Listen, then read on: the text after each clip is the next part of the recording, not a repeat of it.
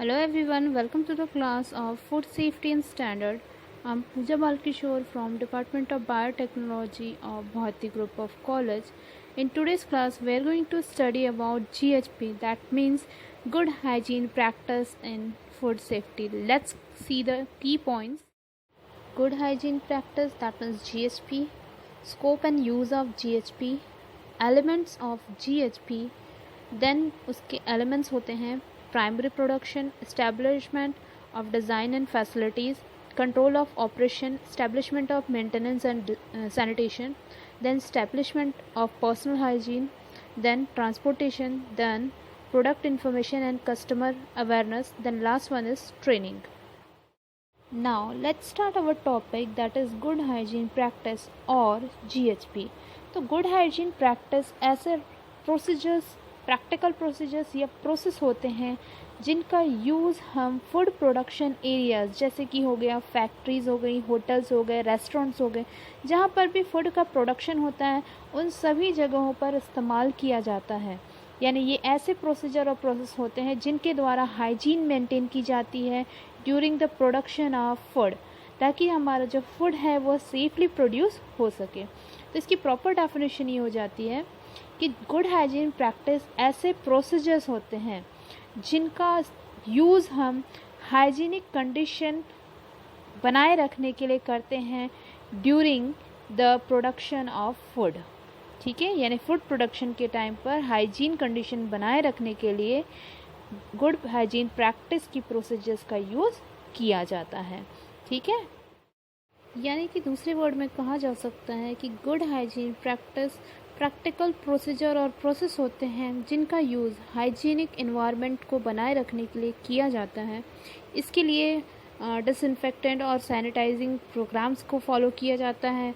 Building equipment और जो भी ऑपरेशंस हो रहे हैं उनके लिए जो भी प्रोग्राम्स चाहिए वो फॉलो किए जाते हैं. कंट्रोल किया जाता है क्रॉस कंटामिनेशन को, हज़ार्ड कंट्रोल किया जाता है, सरफेस सैनिटेशन किया जाता है. तो ये सारे प्रोसीजर्स को फॉलो किया जाता है गुड हाइजीन प्रैक्टिस के अंतर्गत. अब हम बात करते हैं scope and use of GHP कि क्या यूज़ होता है जीएचपी का, क्यों हम यूज़ कर रहे हैं. तो सबसे पहले उसमें पॉइंट है protect customer from illness and injury caused from food. आप सभी जानते हैं कि अगर फूड में कोई हज़ार्ड आ जाता है तो उससे हमारे हेल्थ को रिस्क होता है. तो उन सभी रिस्क को, उन सभी हज़ार्ड को कंट्रोल करने का काम करता है जीएचपी. जीएचपी के कारण ही हमारा जो फूड प्रोडक्शन होता है वो सेफली होता है और हमारे हेल्थ को कोई नुकसान नहीं पहुंचता है. दूसरा पॉइंट है provide assurance that food is suitable for human consumption. कोई भी प्रोडक्ट अगर जीएचपी के सारे प्रोसीजर्स को फॉलो करता है तब वह अश्योरेंस हो जाता है, वहाँ पे कह सकते हैं कि वह अश्योर कर रहा है कि जो फूड प्रोडक्शन हो रहा है जीएचपी का प्रोसीजर फॉलो करके वह ह्यूमन कंजप्शन के लिए सूटेबल है, यानी कि सही है. नेक्स्ट यूज़ होता है जीएचपी का हेल्थ एजुकेशन प्रोग्राम प्रोवाइड करना और उसे इफ़ेक्टिवली जो इंडस्ट्री में काम करने वाले जो वर्कर्स होते हैं, फूड हैंडलर्स होते हैं, उन तक और कस्टमर तक पहुंचाना, ताकि वह गुड हाइजीन प्रैक्टिस के जो प्रिंसिपल्स हैं उन्हें अच्छी तरीके से समझ सके और फॉलो कर सके. अब हम बात करते हैं एलिमेंट्स ऑफ जीएचपी की.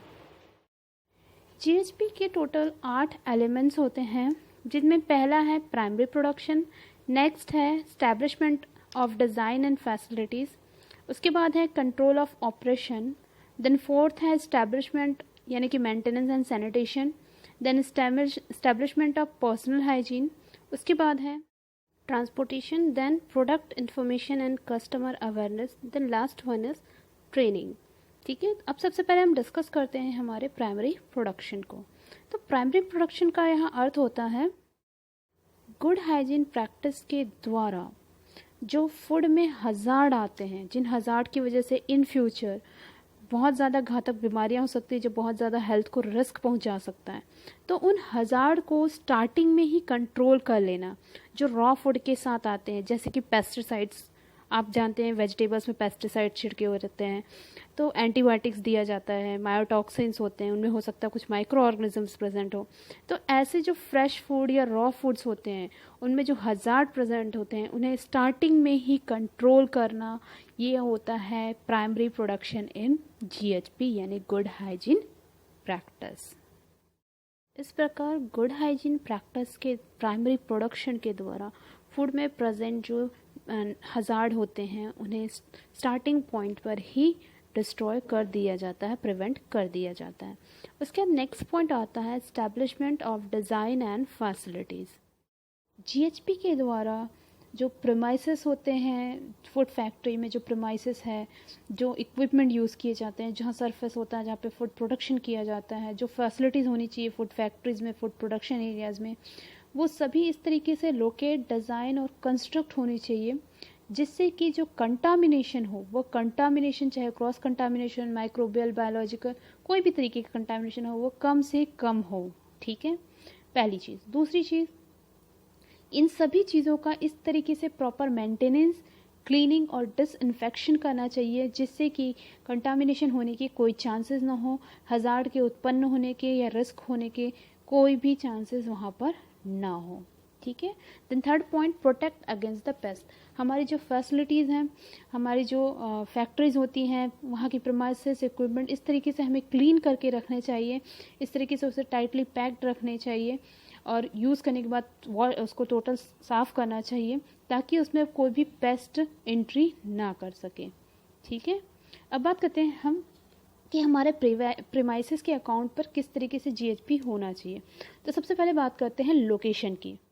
लोकेशन होता है वो सबसे बड़ा सोर्स होता है कंटामिनेशन का, क्योंकि लोकेशन में हमारा स्मोक, डस्ट, यानी बहुत सारी ऐसी चीज़ें होती हैं, केमिकल, बायोलॉजिकल पॉल्यूशंस होते हैं जिनकी वजह से जो हमारे फूड में एंटर करते हैं तो वो हजार्ड की तरह काम करते हैं और हमें नुकसान पहुंचा सकते हैं। तो जो लोकेशन का जो इंटरनल डिज़ाइन होता है, जो स्ट्रक्चर होता है, जो लेआउट ऑफ प्रीमाइसेस होता है, रूम, इक्विपमेंट, इन सभी को इस तरीके से बनाना चाहिए ताकि वहाँ पर किसी भी तरीके से कंटामिनेशन ना हो सके, चाहे वो किसी भी तरीके का कंटामिनेशन हो, फिजिकल, बायोलॉजिकल या फिर केमिकल। ठीक है। द नेक्स्ट पॉइंट है इक्विपमेंट। तो हमारे जो इक्विपमेंट हैं, ठीक है, वह ड्यूरेबल होने चाहिए, मूवेबल होने चाहिए और ऐसे होने चाहिए जिन्हें आसानी से डिसमेंटल किया जा सके और आसानी से उन्हें क्लीन किया जा सके, या ऐसे मटेरियल से बने होने चाहिए जो कि फूड को कंटामिनेट नहीं करते, उन्हें टॉक्सिक नहीं बनाते हैं। ठीक है। नेक्स्ट आता है फैसिलिटीज़ की। तो फैसिलिटीज़ हमारे जो फूड फैक्ट्रीज होती है, फूड प्रोडक्शन एरिया होती है, वहाँ किस तरह की फैसिलिटीज़ होनी चाहिए। तो सबसे पहले उसमें होता है वाटर। तो वाटर में जीएचपी के अकॉर्डिंग वाटर ऐसा लेना चाहिए जो बहुत ही अच्छी क्वालिटी का होना चाहिए और जिस पाइप से वाटर सप्लाई होता है वो क्लीन होना चाहिए हमेशा, और पोर्टेबल और नॉन पोर्टेबल यानी यूज़ करने लायक पानी और नॉन यूजेबल वेस्ट जो वाटर होता है, उन दोनों के लिए जो पाइपलाइंस होती है वो एक दूसरे से दूर होनी चाहिए ताकि कंटामिनेशन ना हो सके। दूसरा, एयर फैसिलिटीज़, लाइटिंग फैसिलिटीज़ की बात करते हैं। तो जो फूड प्रोडक्शन एरिया है वहाँ पे लाइटिंग की फैसिलिटी प्रॉपरली होनी चाहिए। उसके बाद नेक्स्ट आता है एयर। जो फूड प्रोडक्शन एरिया है वहाँ पे एयर फैसिलिटी, एयर वेंटिलेशन की फैसिलिटी इस तरीके से होनी चाहिए कि वह जो कंटामिनेटेड एयर है वो क्लीन एरिया में ना जा सके और जो फूड प्रोडक्शन एरिया है वहाँ पे पूरी तरीके से एयर क्लीन रहे। ठीक है। उसके बाद नेक्स्ट आता है स्टोरेज। पीएचपी के अकॉर्डिंग स्टोरेज एरिया इस तरीके से होनी चाहिए, स्टोरेज फैसिलिटी इस तरीके की होनी चाहिए कि किसी भी तरीके से फूड में कोई भी कंटामिनेशन ना हो सके। ठीक है। नेक्स्ट हम बात करते हैं कंट्रोल ऑफ ऑपरेशन की। कंट्रोल ऑफ ऑपरेशन के अंतर्गत फूड में जो हजार्ड प्रेजेंट होते हैं उन हजार्ड को HACCP यानी कि hazard analysis critical control point के द्वारा कंट्रोल किया जाता है through the procedure of GHP, यानी जीएचपी के जो प्रोसीजर्स होते हैं उनको फॉलो करके फूड में जो हजार्ड होते हैं उन्हें कंट्रोल किया जाता है। इसके लिए सबसे पहले किया जाना चाहिए हाइजीन कंट्रोल, यानी कि फूड का टाइम और टेम्परेचर कंट्रोल किया जाना चाहिए। देन आपके जो वर्किंग एनवायरनमेंट वहाँ का जो फूड है उन सभी का ह्यूमिडिटी कंट्रोल होना चाहिए। देन कंटामिनेशन, अगर किसी भी तरीके का कंटामिनेशन हो रहा है, जैसे कि क्रॉस कंटामिनेशन हो रहा है आपके पर्सनल हाइजीन के कारण, या कोई भी फिजिकल, बायोलॉजिकल या केमिकल कंटामिनेशन हो रहा है, तो उन सभी को दूर करना चाहिए। ठीक है। उसके बाद नेक्स्ट है माइक्रोबायोलॉजिकल स्पेसिफिकेशन। कोई फूड किसी माइक्रो ऑर्गेनिज्म के लिए बहुत ज़्यादा सेंसिटिव है, तो हमें ध्यान रखना चाहिए कि हम इस तरीके से उसे प्रोडक्शन कराएं कि उसमें कोई भी माइक्रोबियल एक्टिविटी ना हो सके। इसके अलावा इनकमिंग मटेरियल्स को हमें कंट्रोल करना चाहिए, जैसे कि रॉ मटेरियल्स आते हैं तो उनमें माइक्रो ऑर्गेनिजम्स हो सकते हैं या कोई भी कंटामिनेशन हो सकता है, उनके जो पैकेजिंग मटेरियल है उनमें कंटामिनेशन हो सकता है। इन सभी चीज़ों को हमें ध्यान रखना चाहिए। देन कंट्रोल करना चाहिए हमें वाटर, एयर और स्टीम।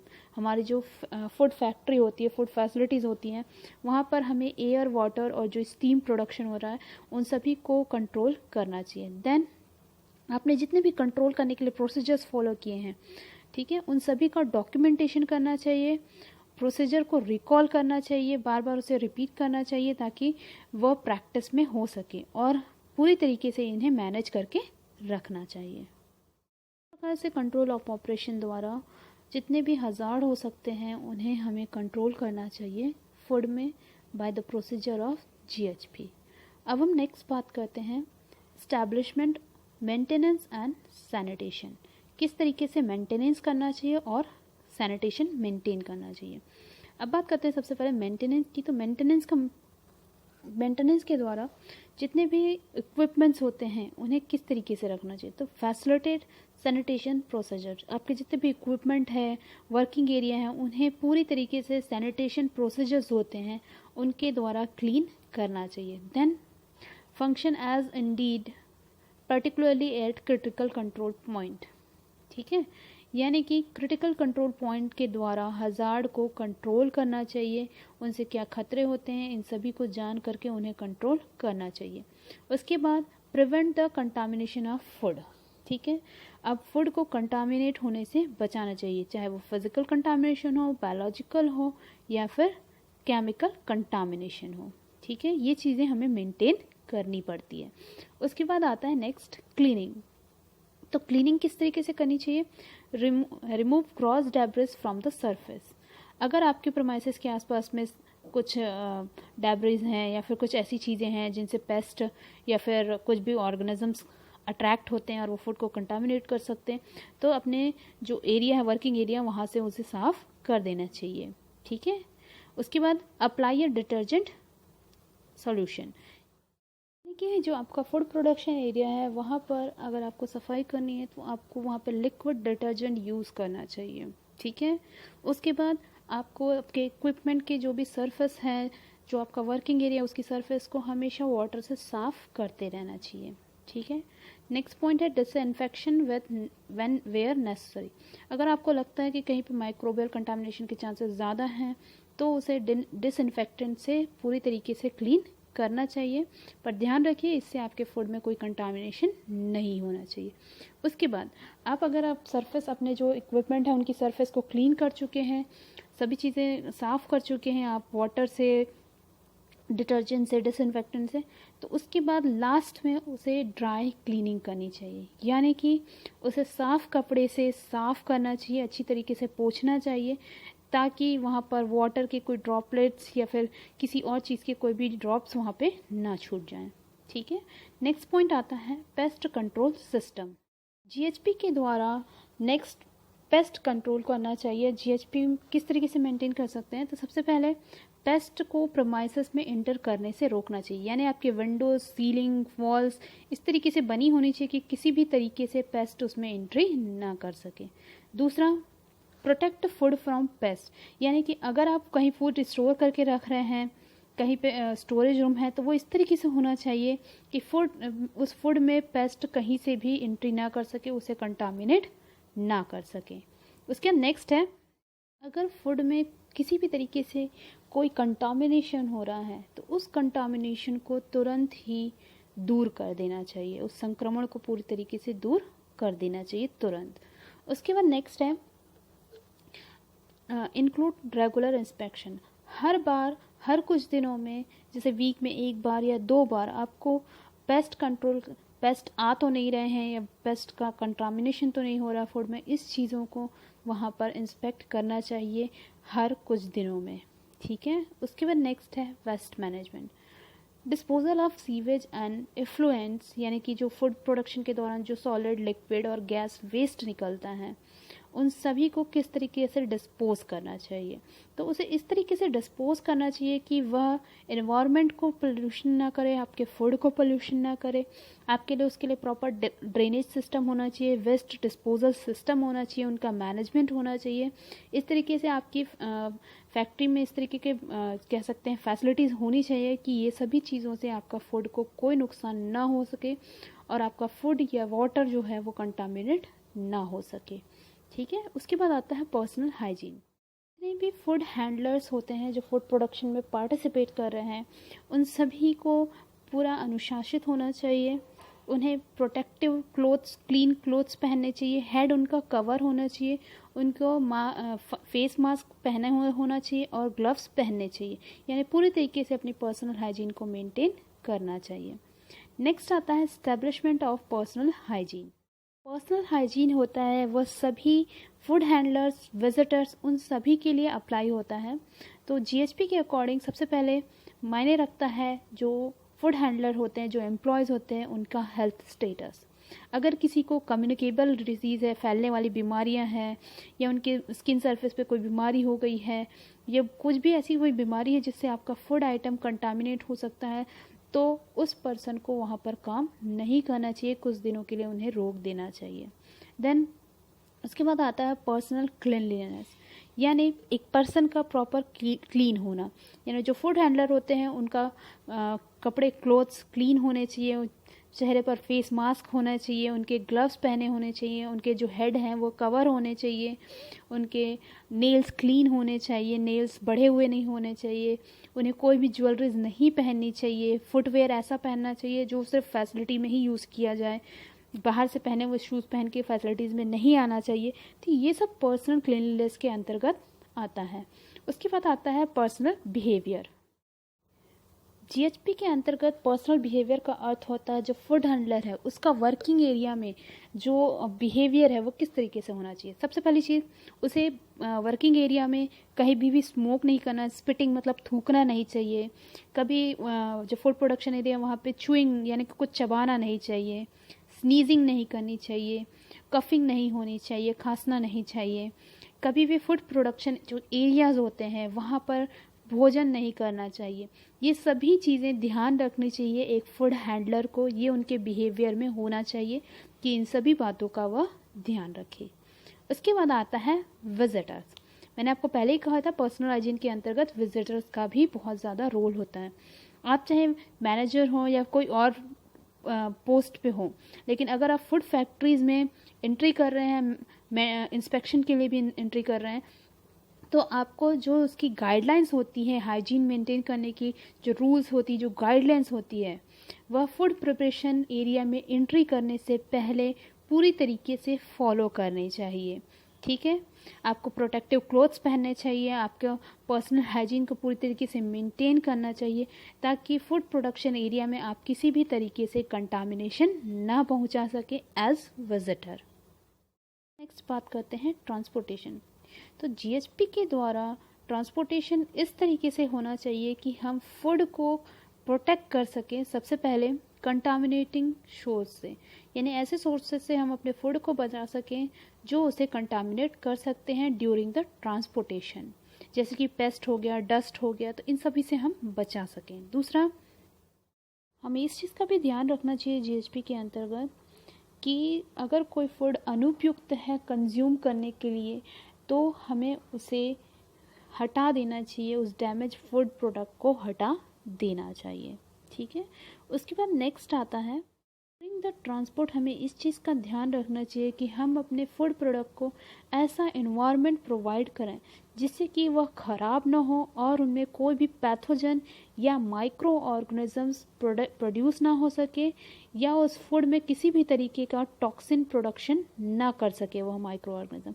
ऐसा हम इस तरीके से कर सकते हैं, जैसे कि अगर कोई फूड है जिसे हमें कोल्ड स्टोरेज में रखना है तो हमें ध्यान रखना चाहिए कि जब हम उसे ट्रांसपोर्ट कर रहे हैं तो हम उसे कोल्ड स्टोर करके ही ट्रांसपोर्ट करें, यानी ऐसी गाड़ियों में ट्रांसपोर्ट करें जिसमें कोल्ड स्टोरेज की व्यवस्था हो, या कोई ऐसा फूड है जिसे हमें हीट में रखना हो ताकि उसमें माइक्रो ऑर्गेनिज्म ना ग्रो कर सकें, तो हमें उसे ऐसे ही ट्रांसपोर्ट में उसे एक जगह से दूसरी जगह भेजना चाहिए जो उसे हीट प्रोवाइड कर सके, हीट फैसिलिटी प्रोवाइड कर सके। इस तरीके से हमें ऐसा इन्वायरमेंट फूड को प्रोवाइड करना चाहिए जिससे माइक्रो ऑर्गेनिजम्स या कोई पैथोजन फूड में ग्रो न कर सके ड्यूरिंग ट्रांसपोर्टेशन। अब हम नेक्स्ट बात करते हैं product information and customer awareness. GHP के द्वारा जो प्रोडक्ट की इन्फॉर्मेशन दी जाती है उससे कस्टमर को किस तरीके से अवेयर यानी जागरूक किया जा सके वह यहाँ पर बताया गया। तो सबसे पहले प्रोडक्ट इन्फॉर्मेशन इस तरीके की होनी चाहिए कि कस्टमर को वह फूड किस तरीके से जीएसपी मेंटेन करते हुए प्रोड्यूस हुआ हो यह बताया जा सके। देन उसके बाद उसकी लेबलिंग सही होनी चाहिए। देन उसके बाद कस्टमर को उसके बारे में एजुकेट करना चाहिए कि यह प्रोडक्ट उनके कंज्यूम करने के लिए सही है। ठीक है, अब नेक्स्ट बात करते हैं कस्टमर जो फूड की इंफॉर्मेशन है उसे अच्छी तरीके से समझे ताकि वह उसे कंज्यूम कर सके। दूसरी चीज़, make informed choice appropriate to the individual. उसमें जो प्रोडक्ट इन्फॉर्मेशन दी होती है उसके द्वारा इंडिविजुअल उन्हें कंज्यूम करना है कि नहीं करना है वो खुद उस बारे में डिसाइड कर सकते हैं, क्योंकि कुछ लोग ऐसे होते हैं जो कुछ तरीके के फूड के लिए एलर्जिक होते हैं। जैसे कई लोगों को पीनट से एलर्जी होती है, किसी को मशरूम से एलर्जी होती है। तो इस तरह की जो एलर्जीज होती है वो जब उन्हें प्रोडक्ट की इन्फॉर्मेशन होगी तभी वो उन एलर्जी से बच सकते हैं। अगर उस फूड में वह एलर्जिक प्रोडक्ट मिला हुआ है तो इन्फॉर्मेशन के द्वारा जो कस्टमर है उस एलर्जी से बच सकते हैं। ठीक है, उसके बाद नेक्स्ट है prevent contamination and growth or survival of foodborne pathogens by storing, preparing and using it correctly। यानी कि जो कस्टमर है उसे इन्फॉर्मेशन होनी चाहिए कि उनके जो फूड प्रोडक्ट हैं उसे वह किस तरीके से प्रिपेयर करें, किस तरीके से स्टोर करें ताकि वह जो पैथोजन होते हैं, जो माइक्रो ऑर्गेनिज्म होते हैं, वह उनके फूड प्रोडक्ट में ग्रो ना कर सकें। तो इस तरीके से प्रोडक्ट इन्फॉर्मेशन बहुत ज़रूरी होती है कस्टमर के लिए भी। अब हम नेक्स्ट बात करते हैं ट्रेनिंग की। ठीक है, तो यह जो ट्रेनिंग होती है यह ट्रेनिंग ज़रूरी होती है जो फूड हैंडलर्स होते हैं उनके लिए। तो सबसे पहले हम देखते हैं कि जीएचपी के अंतर्गत किस तरीके से ट्रेनिंग दी जानी चाहिए। जीएचपी के अंतर्गत जो ट्रेनिंग दी जाती है वह बहुत ज़्यादा ज़रूरी होती है जो एम्प्लॉयज़ होते हैं उनके लिए, क्योंकि अगर वह ऐसा नहीं करेंगे तो बहुत ज़्यादा चांसेस हो जाएंगे कि फूड में हज़ार्ड उत्पन्न हो जाए और उनसे कोई भी बड़ा हादसा हो सकता है। तो जो वर्कर्स होते हैं, जो फूड हैंडलर्स होते हैं, उन्हें अवेयर होना चाहिए, उन्हें सावधान होना चाहिए इन सब चीज़ों के लिए, और उन्हें इस तरीके से ट्रेनिंग दी जानी चाहिए कि हज़ार्ड जितना हो सके वह बहुत ज़्यादा कम हो। ठीक है, उसके बाद आता है ट्रेनिंग प्रोग्राम्स। तो ट्रेनिंग प्रोग्राम्स का मतलब होता है must be scheduled from time to time to all the employees are aware of that. यानी कि समय समय पर जो फूड हैंडलर्स होते हैं, जो वर्कर होते हैं, उन्हें समय समय पर ट्रेनिंग दी जानी चाहिए कि किस तरीके से फूड को जो माइक्रोबियल कंटामिनेशन हो सकता है उनसे बचाया जा सके और फूड को किस तरीके से हैंडल और पैक सही तरीके से करना चाहिए। इस तरीके से जीएचपी के द्वारा सेफ फूड का प्रोडक्शन कराया जाता है। Thank you everyone, thanks for watching the video.